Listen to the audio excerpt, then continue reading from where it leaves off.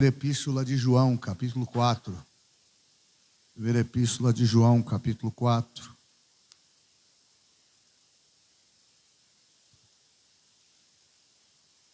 A partir do verso de número 7, nós vamos trabalhar até o verso 21. Primeira Epístola de João, capítulo 4, do verso 7 ao verso 21. Todos encontraram comigo, podem dizer amém? Como é costume, eu vou ler o primeiro verso, de forma sucessiva a igreja fará uso do verso seguinte, até que completemos a leitura por inteiro. Deus é amor, é a epígrafe do capítulo 4, a partir do verso 7. Devemos amar a Deus e aos nossos irmãos.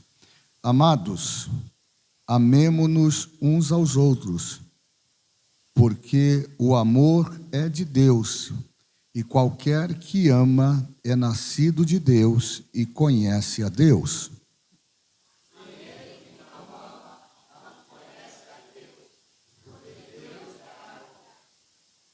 Nisto se manifestou o amor de Deus para conosco, que Deus enviou o seu Filho unigênito ao mundo, para que por ele vivamos.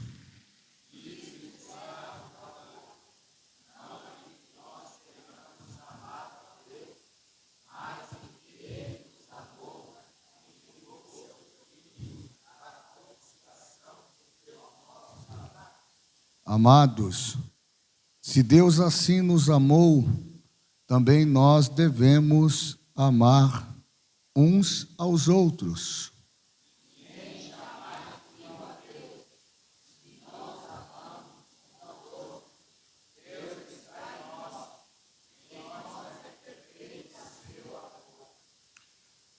Nisto conhecemos que estamos nele e ele em nós, pois que nos deu do seu Espírito.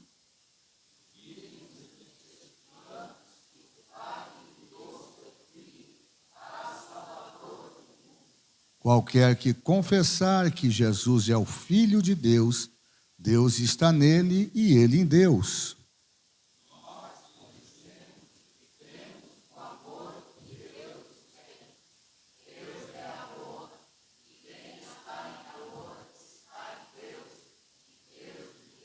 Nisto é perfeito o amor para conosco, para que no dia do juízo tenhamos confiança, porque qual ele é, somos nós também neste mundo.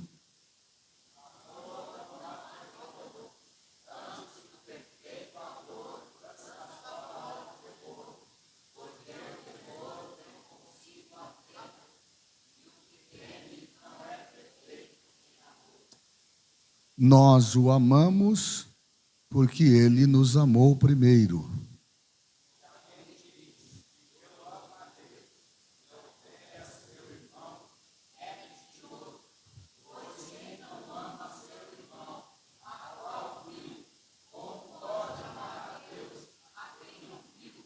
Juntos o verso 21. E dele temos este mandamento: quem ama a Deus, ame também seu irmão. Vixe, se tem alguém aqui que não ama, foi pego pela palavra agora. Vamos orar? Agradecendo a Deus pela leitura da sua palavra e já partir para a parte que nos cabe. Pastor Antônio Baleiro.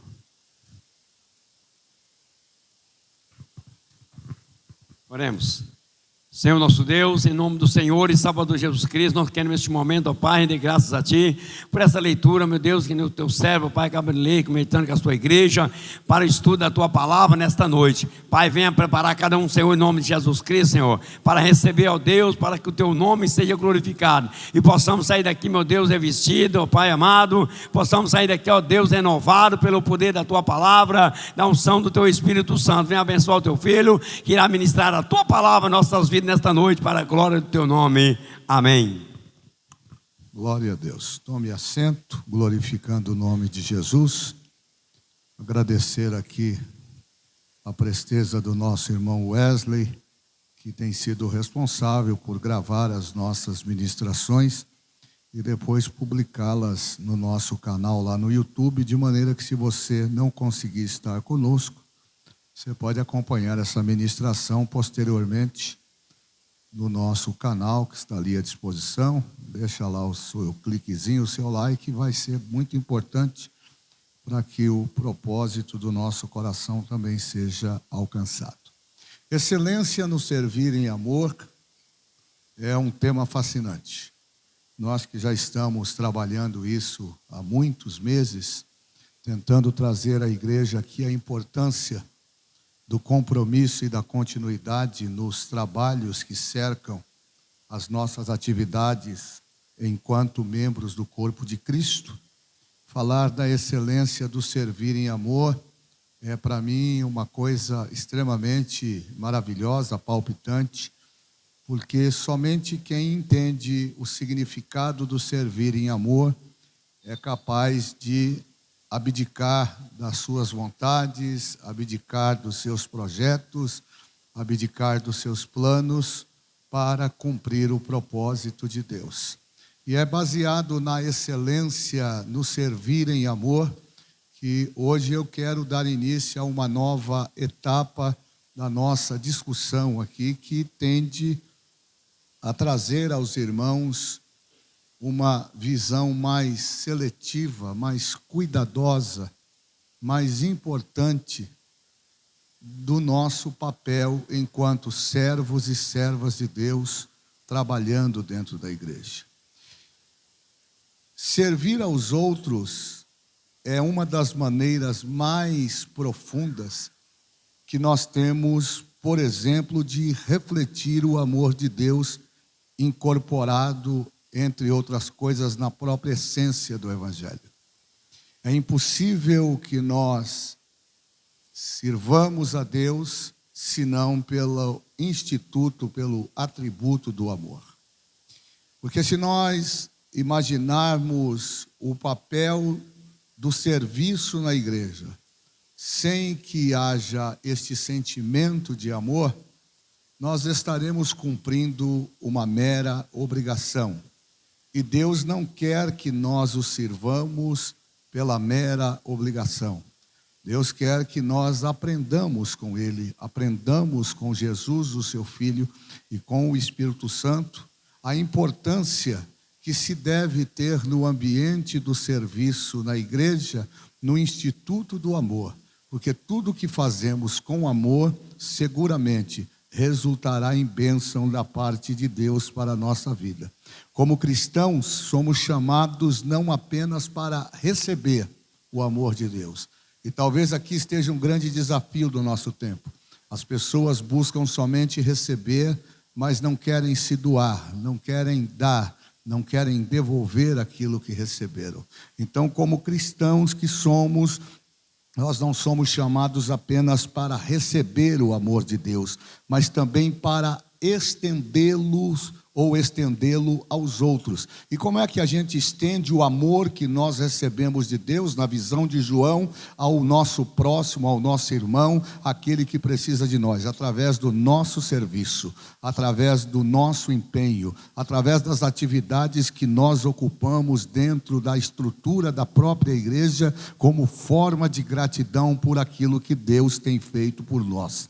Este princípio está fundamentado ou profundamente alicerçado em princípios bíblicos que são o norte da nossa vida espiritual. E aqui vai uma notinha de rodapé: como é que a gente consegue identificar uma igreja cristocêntrica, uma igreja que de fato viva a essência do amor de Deus. A igreja cristocêntrica, a igreja verdadeira, é primeiro aquela que fala de Cristo, cuja sua estrutura toda está voltada a glorificar o nome do Senhor Jesus.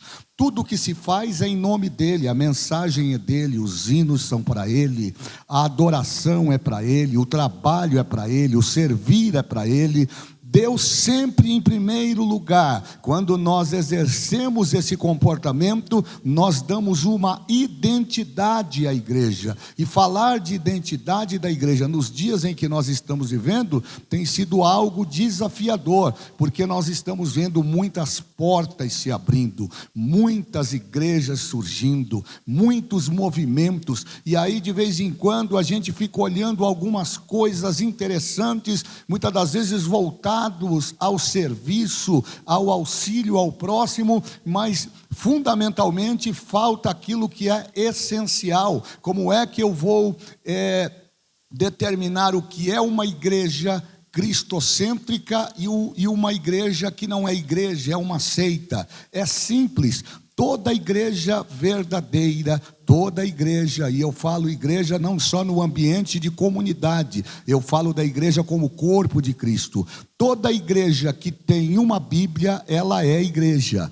Todo movimento que nega a eficácia da Bíblia, ela não é uma igreja, ela é uma seita. E aí nós temos que ter essa percepção e precisamos dominar esse assunto para que nós não sejamos engodados por tudo isso que aí está. Então, compreender como servir aos outros reflete, entre outras coisas, o amor de Deus, que exige de nós aprofundarmos no conhecimento da natureza de Deus. Não dá para servir, não dá para amar se nós não conhecemos Deus na sua essência. E por quê? Porque Deus é a verdadeira expressão do amor. O maior amor está em Deus. Tudo que nós fazemos deve ser baseado, norteado, buscado naquilo que Deus fez por nós. Então, sendo Deus a base do amor, nós precisamos então entender que Jesus Cristo, o seu Filho amado, é aquele que veio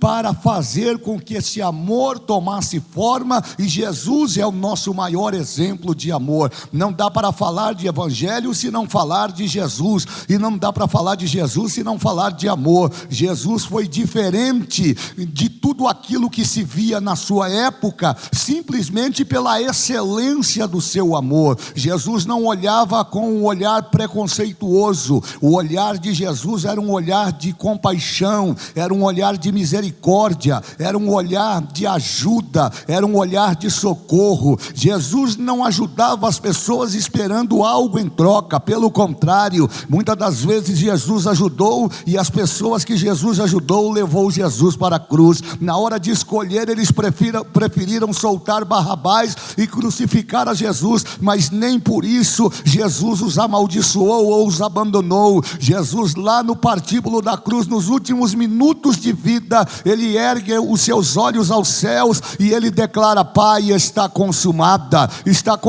a obra do Calvário, está consumada a manifestação do teu amor. E aí a gente vai entender o que João, como eu falei terça-feira passada, tenta nos expor quando ele verbaliza o verso 16 do capítulo 3, textuário, para os crentes em exercício, para os que frequentam a escola dominical. Que é que diz o Evangelho de João 3,16? Porque Deus amou o mundo de tal maneira. João está falando de um amor atípico, que foge à racionalidade humana, que foge ao entendimento humano. Deus amou o mundo de tal maneira que deu o seu Filho unigênito, para que todo aquele que nele crê não pereça, mas tenha a vida eterna. Então, compreender como servir aos outros reflete o amor de Deus e exige que nós nos aprofundemos na natureza do amor de Deus, no exemplo de Jesus Cristo e nas implicações práticas para a nossa vida diária. Não adianta nós dizermos em alto e bom som que amamos ou que o amor de Deus está em nós, quando a nossa conduta é contrária àquilo que nós estamos falando. Nós precisamos declarar amar e nós precisamos praticar. Na essência, na prática,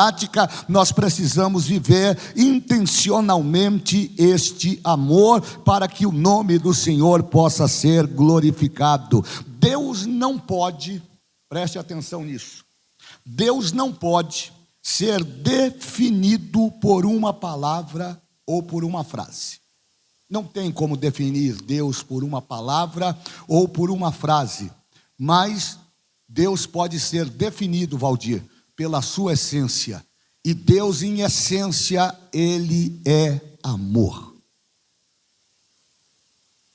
Eu vou repetir porque alguém não entendeu. Deus não se limita, não se resume a uma frase, a uma declaração. Nós estamos vendo tanto isso nas redes sociais, né? Então, às vezes a gente fala aquele textão, eu te amo, você é tudo para mim. Não, Deus não cabe nisso. A grandiosidade de Deus não cabe numa frase, não cabe numa declaração. Mas Deus é a própria essência do amor. Deus é amor. Deus é amor, de maneiras que se eu me identifico como filho de Deus, eu preciso viver uma vida que demonstre de fato que esta essência está dentro de mim, para que através da minha vida o nome do Senhor venha a ser glorificado. E é exatamente sobre isso que João está tratando aqui. O verso 7 do capítulo 4 da primeira epístola de João começa nos fazendo uma advertência. Amados, amemos-nos uns aos outros, porque o amor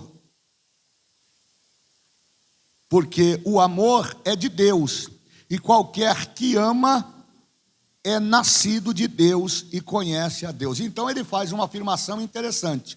Primeiro, ele nos adverte a amarmos uns aos outros.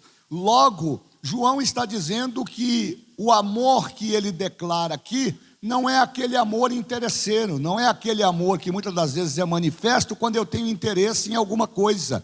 O amor aqui é o amor autêntico, é a essência, porque logo em seguida ele vai falar da definição deste amor e vai dizer da onde esse amor está vindo. Ele vai indicar a fonte geradora deste amor. Então ele começa dizendo de forma bastante acentuada: amados, amemos-nos uns aos outros, porque o amor é de Deus. A primeira coisa que ele identifica aqui, que o amor não é um sentimento do fulano ou do beltrano, de um segmento, de uma religião, de um movimento. O amor é de Deus, porque o Deus é amor, Ele é o próprio amor, Ele é a essência do amor. Romanos 3:23 diz que todos pecaram e destituídos foram da glória de Deus. Nós fomos separados por força do pecado, mas pelo amor de Deus, nós vamos encontrar Paulo dizendo que Ele nos amou de uma forma tão extraordinária que Ele permitiu que pela sua graça nós fôssemos alcançados. Efésios capítulo 2 verso 8,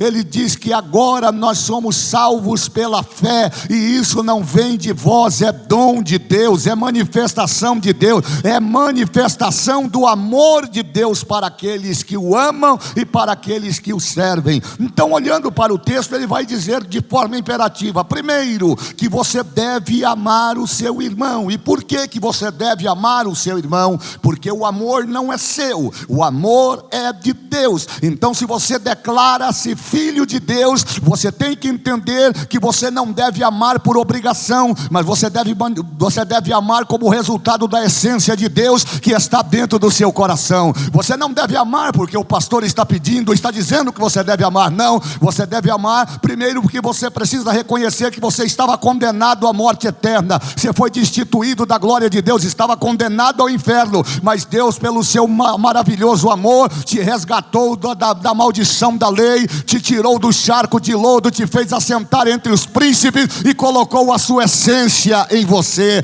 Então quem ama agora não vai olhar para trás, quem ama agora vai olhar para frente, como diz o escritor aos Hebreus 12:2, olhando para Jesus, autor e consumador da nossa fé. O que é que gera a nossa fé? É o amor que nós temos em Deus. Louvado seja o nome do Senhor. Então ele diz: amem-se uns aos outros, primeiro, porque o amor é de Deus, e qualquer que ama, eu gostei disso, é nascido de Deus. A pergunta que não quer calar, nos dias em que nós estamos vivendo, é a seguinte: qual é a origem da nossa filiação?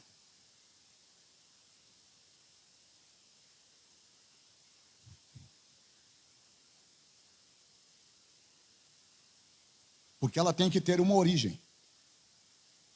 E isso é muito fácil nós identificarmos. Como é que nós identificamos a origem, a essência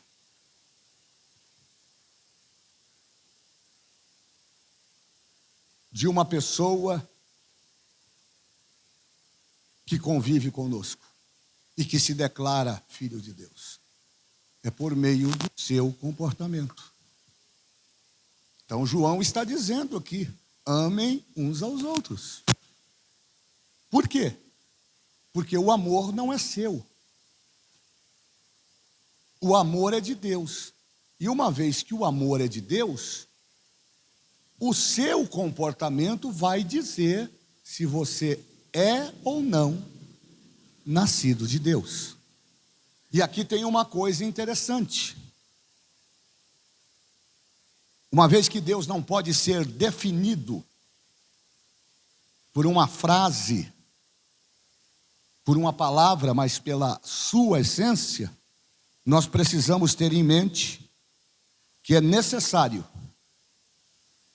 que tentemos, mesmo que de forma limitada, descrever na nossa vida, ou demonstrar nas nossas vidas, qualidades que estão atreladas aos atributos comunicáveis de Deus.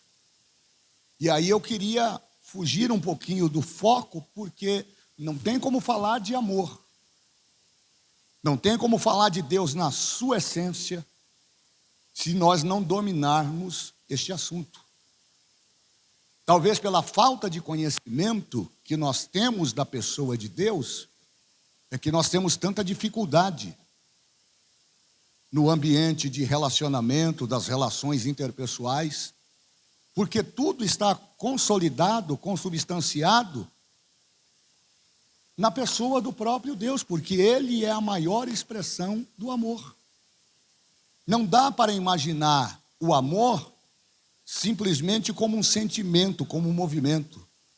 O amor, ele é a própria natureza de Deus, e João está afirmando aqui, parte B do verso de número 7, do capítulo de número 4 da primeira epístola. Olha o que ele vai dizer: e qualquer que ama é nascido de Deus. Então ele dá dois indicativos, pastor Davi Gregório. Ele está dizendo que aquele que ama, só ama porque é nascido de Deus. E uma vez que ele é nascido de Deus, João vai usar o verbo conhecer. Ele conhece a Deus. Então, quando ele está dizendo a você que você deve amar o seu irmão, primeiro você deve ter em mente que você deve amar o seu irmão não por obrigação, mas você deve amar o seu irmão entendendo que o amor não é seu, o amor é de Deus. E se a essência de Deus está em você, se você nasceu em Deus, se você é uma nova criatura, se Deus transformou a sua vida e o seu caráter, você então deve amar o seu irmão, porque à medida em que você amar o seu irmão, você vai determinar e você vai se auto-identificar que você verdadeiramente é nascido de Deus. Isso aqui é muito maravilhoso. Essa descrição do amor, ou de tentar entender o amor de Deus, para mim, ela é bastante limitada.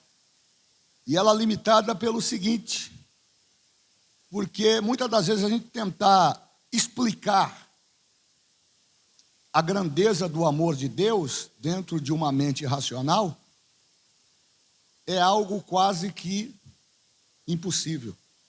Mas uma vez que nós não conseguimos explicar, nós precisamos pelo menos viver. É como a fé. A fé nós não explicamos, nós acreditamos nela. Não tente explicar o amor de Deus. Viva o amor de Deus. Viver o amor de Deus é muito mais do que fazer caridade. Porque a caridade é um braço do amor. É uma ramificação do amor. Mas são obras. A caridade é algo que as pessoas veem.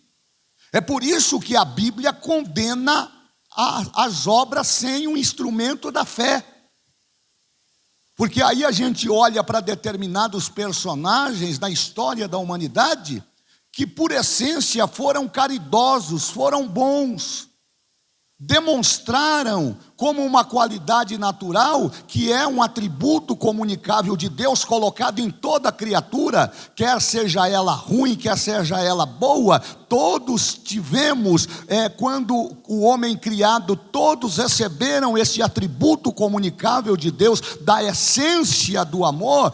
O que vai se fazer com ele, ou a natureza, ou o comportamento, ou o caminho que vai se tomar, é uma outra discussão. O fato é que Deus, quando cria o homem, Ele permite que esse atributo comunicável da essência do amor fizesse parte da natureza humana. E aí Deus agora vai determinar que não é as nossas obras que vão mudar o nosso quadro, porque senão a salvação teria que ser de uma forma merocrática. Nós poderíamos alcançar a fé pelo merecimento. Quanto mais obra eu faço, mais eu mereço a salvação. Aí não teria sentido Jesus ter morrido, aí não teria sentido Jesus ter carregado as nossas enfermidades, aí não teria sentido o que Isaías escreveu no capítulo 53 do livro de Isaías. Quando nós olhamos para ele, não vimos parecer nem formosura.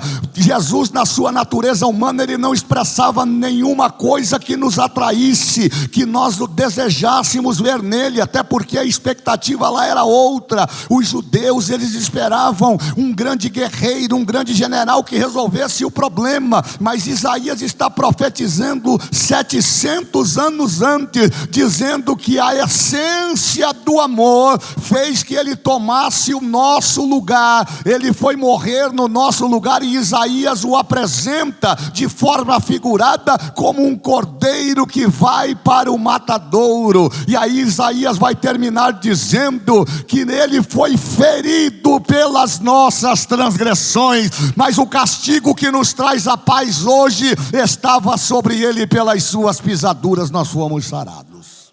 Então é isto. Então nós precisamos entender que não dá para compreender a dinâmica do amor de Deus, por exemplo, no capítulo 3, verso 16 de João. Como é que a gente explica aquilo? O meu raciocínio permite dizer que Deus manifesta ali uma forma de amor atípica daquilo que nós conhecemos, este sentimento. E baseado em que sentimento? No desejo de Deus e do próprio Senhor Jesus de cumprir o propósito de salvar o homem. Paulo vai usar a palavra beneplácito para dizer que Jesus escolheu. Jesus não foi induzido, ele não foi obrigado pelo Pai a descer e entregar a sua vida. Não, ele desejou, ele teve a iniciativa. Ele disse, eu vou, porque o próprio Jesus, que é a essência de Deus, é o Deus Trino, é o Deus Pai, o Deus Filho, o Deus Espírito Santo. Jesus estava na criação, Jesus também formou o homem, junto com o Pai e com o Espírito Santo. Então foi dele, do seu desejo. Por isso que Paulo usa a expressão beneplácito, para dizer que pela vontade, Jesus não estava sofrendo uma pressão do Pai ou do Espírito Santo para tomar a natureza humana, a fim de que o homem tomasse a sua natureza divina. Pelo contrário, Jesus desejou. É por isso que Isaías diz que quando ele assume a nossa natureza humana, o que nós vimos nos chocou a humanidade. Isaías chega a descrever isso, dizendo que olhando para ele, nós não víamos formosura, não via beleza, não víamos nada que pudesse nos atrair, mas o seu sentimento de amor, de nos resgatar da maldição da lei, se fazendo maldição por nós, como Paulo afirma em Gálatas 3:13, nos dá hoje o direito de levantar a mão e adorar ao Senhor pela essência do seu maravilhoso amor. E muitas das vezes a gente não valoriza isso. Todas as vezes que nós falamos de amor, Wesley, nós precisamos ter em mente que essa descrição, elas não só apontam para Deus, elas também apontam para Jesus e, consequentemente, para o Espírito Santo. Então eu falo de um único Deus, aqui apresentado em três pessoas, um Deus em três: Pai, Filho e Espírito Santo. Recentemente eu trouxe aqui uma observação muito prática para aqueles que têm dificuldade de compreender isto. E aí eu usei um exemplo da água. A água na sua essência. Esse copo com água. Esse copo com água tem pelo menos três formas de nós apresentarmos.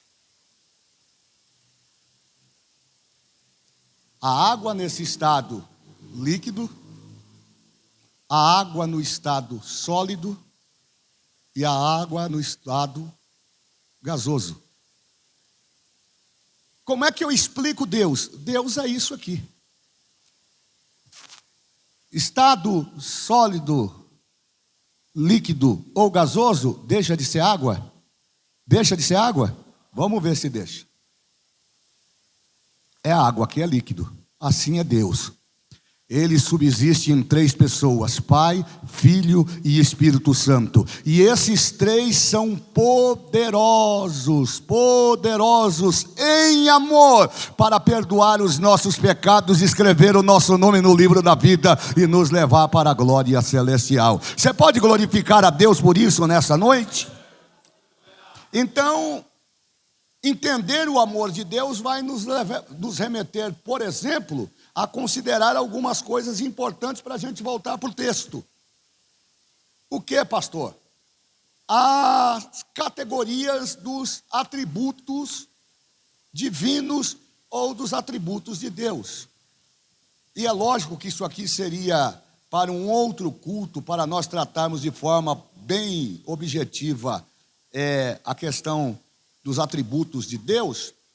Mas é somente para fixar na sua mente, nós precisamos considerar que para falar de Deus como essência do autêntico e verdadeiro amor, nós precisamos entender essas atribuições que são dadas à pessoa de Deus, os seus atributos. E dentro destas qualificações ou dessas atribuições que pertencem a Deus, nós precisamos falar de pelo menos dois atributos interessantes que estão voltados exclusivamente à pessoa de Deus. Então, a primeira forma de atributos é aquilo que a teologia pós-moderna chama de atributos naturais e atributos morais. Atributos naturais e atributos morais. Exemplifica para mim, pastor, de modo didático para você entender. Os atributos naturais de Deus envolvem, primeiro, a sua essência.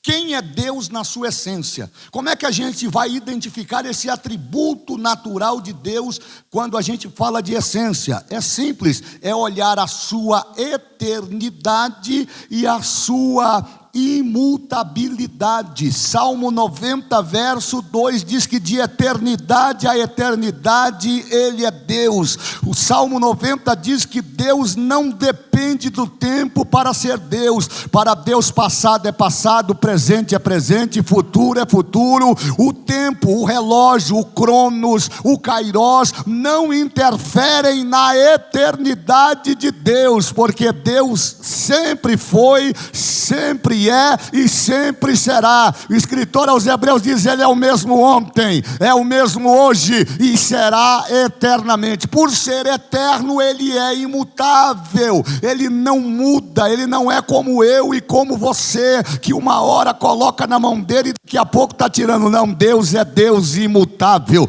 Ele não muda, Ele continua sendo Deus, independente da circunstância, independente da situação, independente da ação, Ele continua sendo Deus. Ele está no trono para reinar e para fazer com que o seu nome seja glorificado em nós. Então isso são atributos naturais de Deus. Quais são atributos naturais? A sua eternidade e a sua imutabilidade. Deus é eterno e Deus não muda, não é? Mas nós temos também a questão dos atributos morais.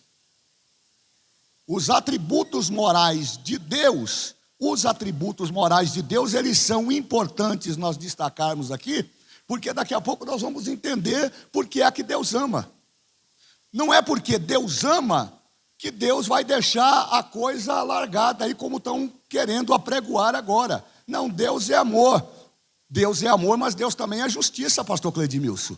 Então, dentro dos atributos de Deus, no âmbito natural, atributos naturais de Deus, nós temos a eternidade, mutabilidade, e no ambiente moral, quem é Deus? Quais são os atributos de Deus no ambiente moral, irmã Madalena? Aí nós temos duas coisas interessantes que são atreladas a este atributo de Deus. Primeiro, santidade. Deus é santo, independente do que acontecer. Deus não comunga, não se mistura com o pecado. A palavra santidade quer dizer separado. Deus é santo em tudo o que faz, da forma como faz e como determina, na sua ação, na sua essência, Ele é santo. E Ele é só santo no ambiente ou nos atributos morais? Não, Ele também é justiça. O que significa dizer que o mesmo peso de amor também será estabelecido com peso de santidade e de justiça. Então não dá para alegar ignorância. Nós estamos agora vivendo o tempo da graça, e tem aí o nosso professor Alex que sabe disso. Ele, por exemplo, estava lecionando dias atrás aí sobre a doutrina do pecado, que tem sido o mal de toda a humanidade. E nós sabemos, eu gosto muito desse exemplo, que o pecado ele não se mostra, ele não se apresenta como pecado. O pecado é como carvão. Se você brincar com ele quente, na brasa ele te queima. Se você pegar ele frio, ele suja você. E normalmente você não percebe isso. Quando você vai perceber, você já está engodado por ele. Então, dentro deste ambiente de atributos naturais e morais, nós podemos destacar que Deus, ele, com base nesses atributos, ele estabelece então a sua identidade e a sua essência como Deus. Mas nós temos outras formas de atributos, que são aqueles chamados atributos incomunicáveis e os atributos comunicáveis. E aí a gente precisa entender e separar, distinguir o que é atributo incomunicável de Deus. A palavra incomunicável quer dizer que não é qualquer um que tem acesso. Nesse ambiente do incomunicável, Deus tem atributos que pertencem somente a Ele. O diabo não tem, os demônios não têm, o homem não tem, a criação não tem. Isso é de Deus. Pastor, dá um exemplo prático dos atributos incomunicáveis de Deus, que são aqueles que a gente chama de exclusivos. Por exemplo, eternidade. Eternidade. Isso é exclusivo de Deus. Deus é eterno. Onipotência é de Deus. Onipresença é de Deus. Só Deus pode estar em todos os lugares ao mesmo tempo. É diferente do diabo.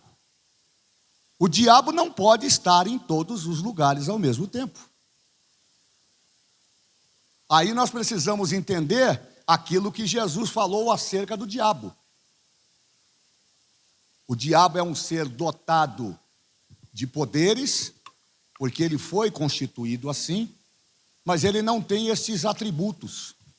Ele não é onipotente.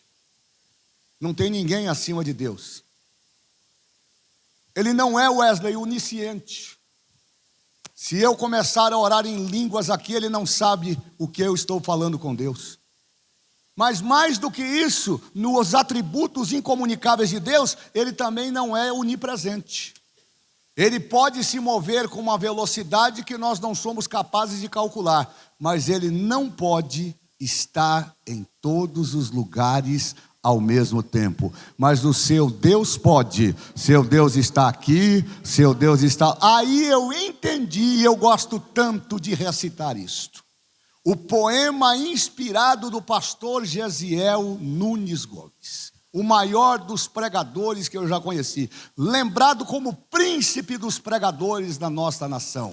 Gesiel define esse atributo incomunicável dizendo que Deus é capaz de estar em todos os lugares ao mesmo tempo. E estando em todos os lugares ao mesmo tempo, ele diz: Deus está em cima e não está distante. Deus está embaixo, não está achatado. Deus está dentro e não está preso. Deus está fora e não está ausente. Deus está no céu para governar. Deus está na terra para sustentar. Deus está dentro de você para te encher e está fora para te guardar. Deus é Deus poderoso e os seus atributos incomunicáveis são só dele.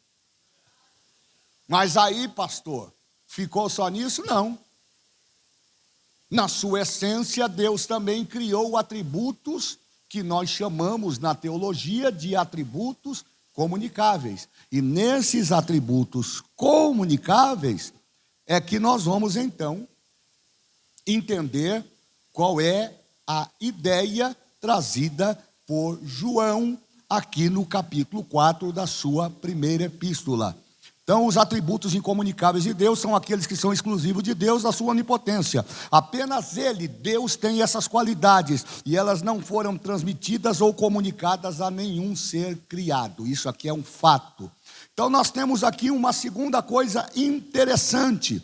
O amor de Deus, já que Ele é um atributo comunicável, e ele foi dado ao homem quando o homem foi criado por Deus, ele é caracterizado, entre outras coisas, pelo altruísmo, pelo sacrifício e pelo cuidado incondicional. Foi exatamente isso que Jesus fez por nós. Ele se autocolocou à disposição do Pai para assumir a nossa natureza humana, nos permitindo assumir a sua natureza divina.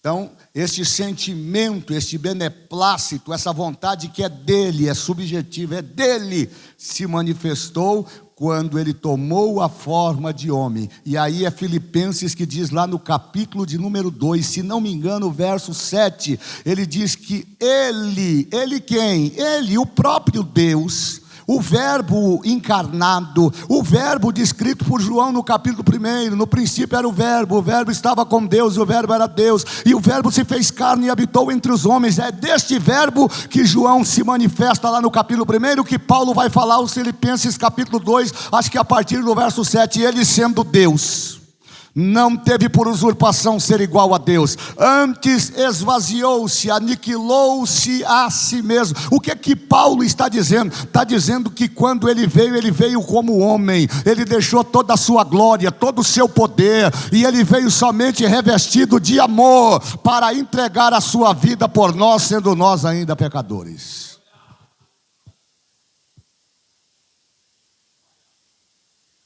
Eu queria que vocês dessem uma lida para mim no verso 8 desse capítulo 4. Olha o que é que João vai dizer. E aí eu volto para o texto.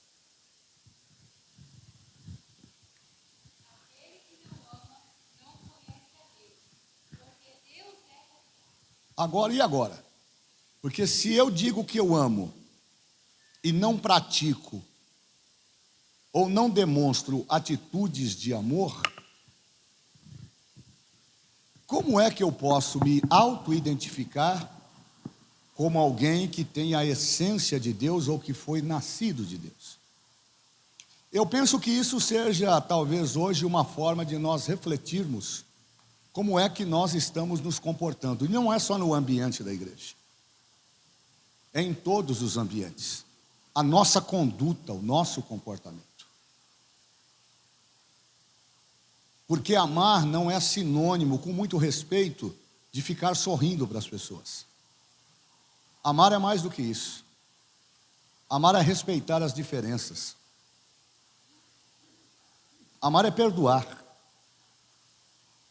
Amar é se sentir ofendido, se sentir magoado, que isso é natural, faz parte da essência humana, natural por força do pecado, que Deus não nos criou para vivermos magoados uns com os outros. Deus nos criou para sermos felizes, mas o pecado fez isso.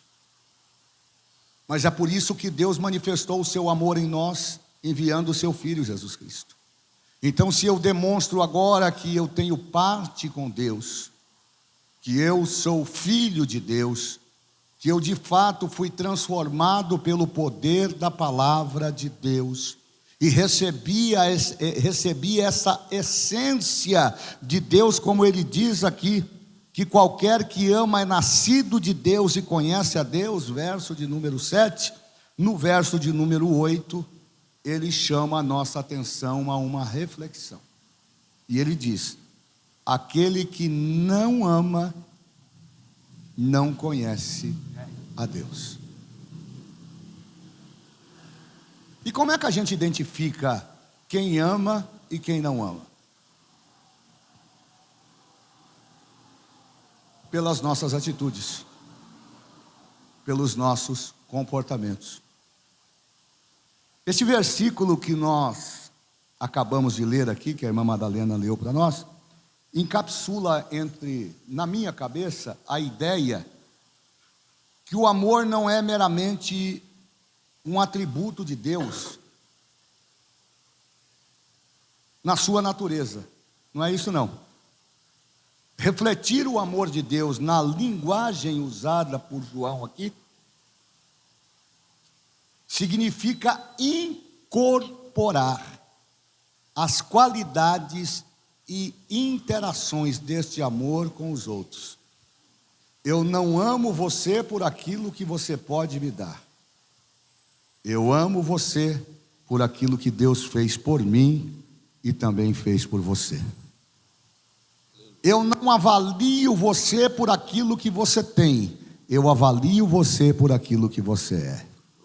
Eu não considero você pela sua capacidade, mas eu te respeito e te amo por aquilo que Deus realizou na sua vida e também na minha vida. Aí eu entendi o que Paulo queria dizer quando ele escreveu a segunda carta de Paulo aos Coríntios, capítulo 5, verso 17. Ele diz: agora, se alguém está em Cristo, nova criatura é. As coisas velhas se passaram e tudo se fez novo. O que é melhor? Filipenses capítulo 3, verso de número 10, o apóstolo Paulo diz assim: eu não julgo que já haja alcançado alguma coisa, mas faço uma coisa, que esquecendo-me daquilo que para trás ficou e avançando para aquilo que está diante de mim, prossigo para o alvo pelo prêmio da soberana vocação de Deus em Cristo Jesus. Ou seja, servir aos outros, guarde isso, é uma expressão tangível deste amor, demonstrando nosso compromisso em viver os princípios da nossa fé. Uma fé que não seja consolidada e baseada no amor, não é fé. Todos nós sabemos que fé é alicerce. 11 de Hebreus, capítulo 1, ou versículo 1, o que é a fé? Alicerce, firme fundamento das coisas que se vê. É isso? O que é a fé? Fé é o firme fundamento das coisas que se esperam, a prova daquilo que não se pode ver. E Paulo vai sustentar essa ideia quando ele escreve Romanos 8, 24, se não me engano, pode dar uma olhada aí. Ele diz assim: em esperança somos salvos. Mas ele aí, pastor Carlos, faz uma indagação. Ora, como pode se esperar aquilo que se vê? Ele mesmo responde: mas se nós esperamos o que não vemos, com paciência nós o esperamos. Então, o exemplo máximo do servir em amor foi demonstrado pelo próprio Senhor Jesus. Jesus é a expressão, é o exemplo máximo do serviço. Sua vida, seu ministério, tudo foi construído e marcado por atos de compaixão. Quer quando ele curava, quer quando ele ensinava, quer quando ele atendia as pessoas, tudo isso motivado pelo amor que ele sentia pelas pessoas. Lembram da viúva de Naim? Duas multidões, uma dentro da cidade e outra fora. As duas multidões se encontram no portão da cidade. Quando Jesus entra, Jesus não olha para o esquife do menino. Está no texto. Jesus olha para a mãe. E a Bíblia diz que ele se moveu de compaixão. Só tem compaixão quem ama. Jesus entendeu o sofrimento daquela mulher, não simplesmente pelo fato de que ela chorava por haver perdido seu filho. Jesus conhecia a história dela. Jesus sabia que ela estava condenada a viver uma vida de desprezo absoluto, porque ela não tinha mais marido e ela não tinha outro filho. A base de continuidade da sua vida, da sua história, estava naquele menino que estava sendo carregado no esquife. Jesus enxergou aquilo. O que é isso senão amor? Percebam que Jesus para o funeral. E Jesus quebra um protocolo que estava estabelecido na lei. Um judeu, um mestre, um rabino não poderia tocar em defunto.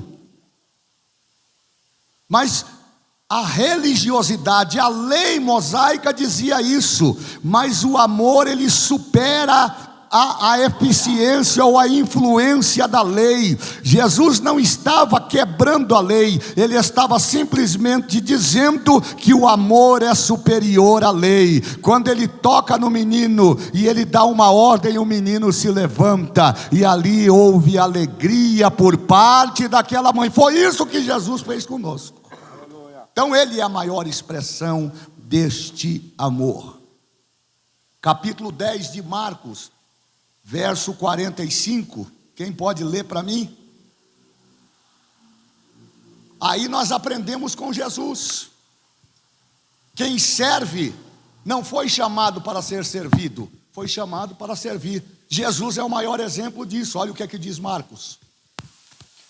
Porque o Filho do Homem também não veio para ser servido, mas para servir e dar a sua vida em resgate de muitos. Veja que Marcos está dizendo que ele veio primeiro para servir e depois para entregar a sua vida para resgates de muitos. Tem mais. Esse versículo aqui, ele, entre outras coisas, ele vai destacar a natureza sacrificial do serviço de Jesus. Porque tudo isso culminou na cruz. Então o ato de servir em amor termina em sacrifício, porque Jesus na cruz, ele demonstra a imensidão do seu amor. Ele poderia, depois de ter cumprido, ter curado, depois de ter resgatado pessoas, depois de ter transformado a natureza e o comportamento de pessoas, ele poderia se dar por satisfeito e dizer: está consumada a obra. Mas não. Ele foi até a cruz, e como último ato de amor e compaixão, dois ladrões, uma à esquerda e outro à direita. Os dois ladrões reconhecem que as suas obras e o serviço que prestaram, ou melhor, um deles reconhece que o trabalho e as obras que prestou justificavam a razão pela qual eles estavam ali condenados. E o da direita diz: mas esse aqui não fez nada. Numa linguagem coloquial, aplicando e conjecturando o texto, diz: ele só fez bem, ele só serviu, ele só amou. E aí este ladrão da direita faz um pedido: lembra-te de mim quando entrares no teu reino. É instantâneo o efeito do amor. Jesus não titubeou em olhar para ele e dizer: hoje mesmo estarás comigo no paraíso. Porque para o amor de Deus não tem fronteira, não tem barreira, basta arrependimento, basta abrir o coração e deixar Deus trabalhar, que a essência do amor de Deus entra em nosso coração e transforma a nossa vida e o nosso caráter. Então servir aos outros é seguir os passos de Jesus, incorporando o seu amor e o seu sacrifício em nossas próprias vidas. Ou você pensa que servir é fácil? No ambiente do serviço na igreja, muitas das vezes você não vai ser reconhecido. Muitas das vezes você vai fazer e vai ser criticado. E aí o que a gente faz? A gente abandona, a gente vai embora? A gente vira as costas? E diz aí, ema, cada um com seus problemas? Abandona aquilo que Deus nos chamou para fazer, como justificativa de que as pessoas não gostam de nós, como justificativa de que as pessoas não nos suportam. João faz uma afirmação interessante. Ele diz que nós não devemos olhar para isso, mas olhar para o amor. Verso 9 ele diz: nisto se manifestou o amor de Deus para conosco, que Deus enviou o seu Filho unigênito ao mundo para que por ele possamos viver. Então você não deve servir como reflexo daquilo que as pessoas esperam de você. Você deve servir como reflexo daquilo que Deus aguarda de você. É diferente. Você não deve servir, você não deve trabalhar como quem quer receber aquilo que está fazendo aqui. Você deve trabalhar esperando receber do Senhor da seara, que quando vier, haverá de contemplar, haverá de cuidar, haverá de presentear e galardoar cada um segundo as suas obras. Caminhando para o encerramento, um dos exemplos mais comoventes de Jesus servindo aos outros é encontrado lá em João, capítulo de número 13. A leitura é extensa, 1 ao 17. Mas, resumidamente, há uma discussão na mesa. Preste atenção nisso. Há uma discussão na mesa. Quem é o maior? Quem que vai ocupar o melhor cargo? Isso me traz algumas lembranças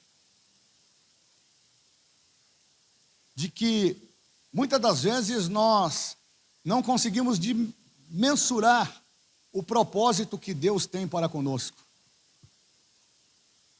Esses dias eu aprendi ali numa ministração do pastor Eliel Silva, em um dos nossos setores, o significado pela qual o rei Nabucodonosor lançou Sadraque, Mesaque e Abidnego na fornalha de fogo, com roupa e tudo. E eu achei tão interessante a aplicação que ele fez, porque eu já li aquele texto diversas vezes, mas eu nunca observei o elementar. A discussão ali que foi levada a conhecimento de Nabucodonosor acerca de adorar ou não a estátua, não envolve diretamente a pessoa dos 3 judeus exilados e presos em cativeiro em Babilônia. Se você olhar o texto, quando eles levam a notícia ao rei Nabucodonosor, eles não citam o nome dos 3, Sadraque, Mesaque e Abidnego. Mas eles apontam a Nabucodonosor aqueles que foram colocados em lugar de destaque para comandar os demais. E tinha uma coisa interessante que eu aprendi. Na cultura babilônica, aqueles que eram condenados à morte pelo Instituto da Fornalha, deveriam ser lançados nus. E por quê? Porque, segundo o comentário trazido pelo pastor, abro aspas, as vestimentas usadas pelos babilônicos também expressavam, entre outras coisas, não só beleza e formosura, mas o grau de importância que eles tinham na sociedade. Sadraque, Mesaque e Abidnego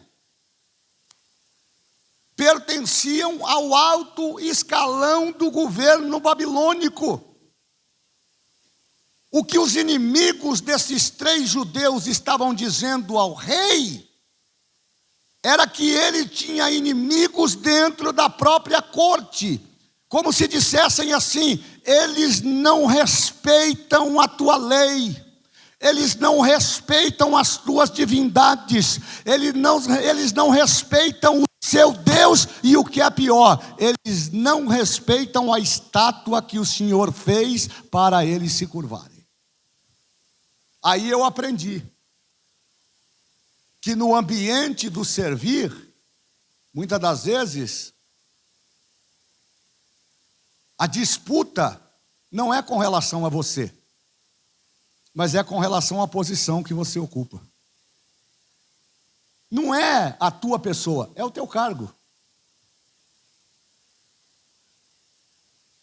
O cargo é que incomoda, é a posição que incomoda, é aonde Deus te colocou para servir.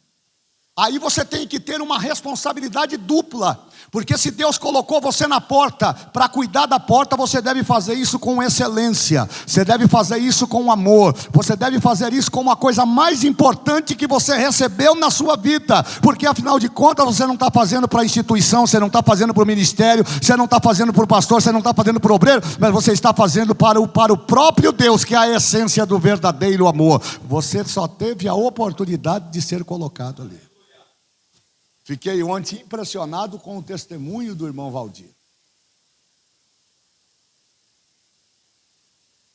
Quando Deus tem planos e propósitos, Ele sabe como trabalhar. Agora imagine se ele fosse relapso e dissesse: bom, já que eu estou doente, fica tudo aí. Mas ele foi. Ele foi. E Deus gosta disso. Deus gosta dessa nossa resiliência.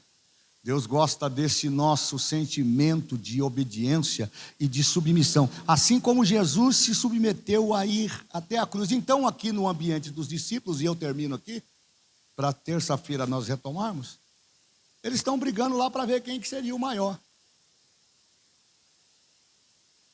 E Jesus quebra um protocolo que não era costume. Pelo menos entre aqueles que detinham a autoridade. Jesus está com seus discípulos ali. E enquanto eles estão discutindo quem era o maior,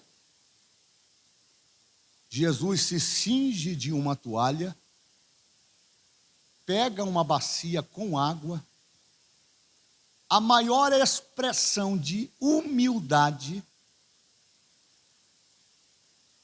que Jesus utiliza para mostrar que a lógica do reino de Deus é diferente da lógica do reino humano. No reino humano, o menor tem que servir o maior. Mas no reino de Deus, o maior precisa servir o menor. Vocês estão preocupados em saber quem é o maior? O maior é aquele que servir com humildade, aquele que servir com amor, aquele que servir com dedicação, aquele que servir com fidelidade, com obediência. Este será considerado o maior no reino de Deus. Amém, meus irmãos? Este ato de humildade e serviço foi uma demonstração poderosa do amor de Jesus e é um modelo para que todos nós possamos seguir. No versículo 14, o próprio Jesus diz, ora, 13, capítulo 13 de João, no verso 14, Jesus diz assim, ora, Se eu, o Senhor e Mestre, vos lavei os pés, também vocês devem lavar os pés uns dos outros. E lavar pé aqui tem um sentido muito espiritual, porque essa era uma prática utilizada nos tempos de Jesus, quando se chegava na casa de alguém, por mais humilde que fosse, lá estava um servo à porta da casa com a bacia com água e uma toalha para lavar os pés daquele hóspede ou daquele visitante, como um gesto de boas-vindas, como um gesto de comprometimento. Tanto é que tem uma ocasião na Bíblia que Jesus vai na casa de um fariseu chamado Simão, e quando Jesus chega lá, ele queria fazer uma média com Jesus, mas ele não queria se comprometer, porque tem gente que é assim, quer dizer que é crente, que é obediente, que ama, mas não quer se comprometer. Então ele deu uma de que não estava acontecendo nada. Jesus entrou, sentou à mesa, não tinha ninguém para lavar o pé, não tinha ninguém para dar a toalha.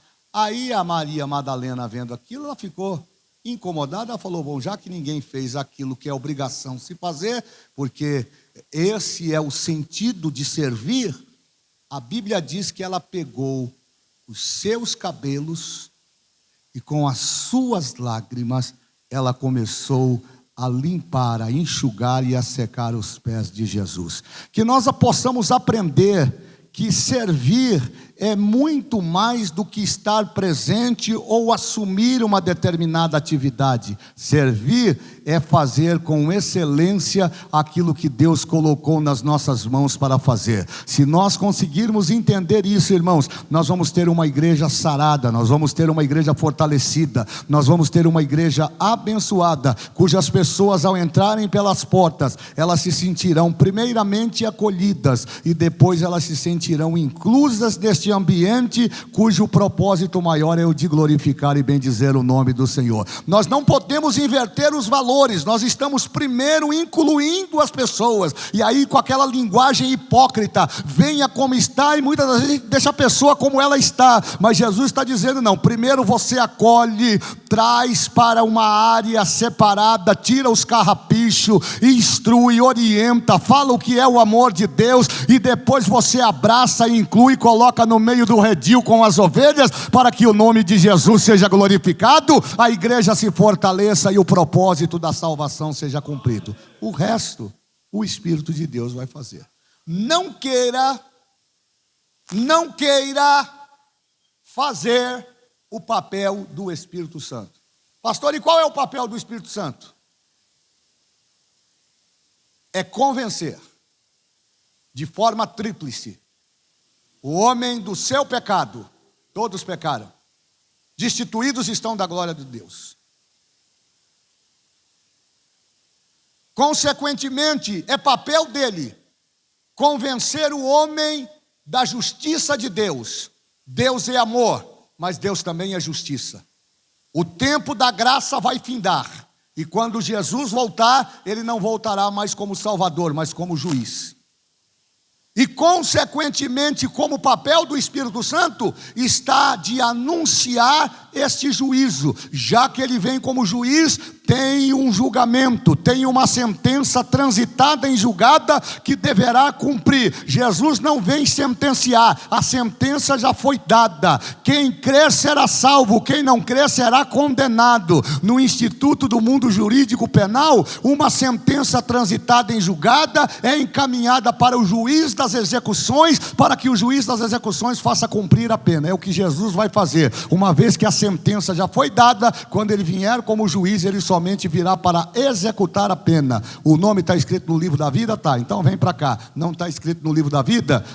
Está fora, vai ser lançado no lago de fogo e enxofre que arde eternamente. Vale a pena servir com amor, vale a pena servir com excelência, porque se nós fizermos isso, o nome de Jesus vai ser glorificado nas nossas vidas. Que Deus abençoe os nossos irmãos. Pastor Davi, queria cantar, qual é aquele hino lá, pastor irmão Valdir? O grande amor de Deus. Grande amor.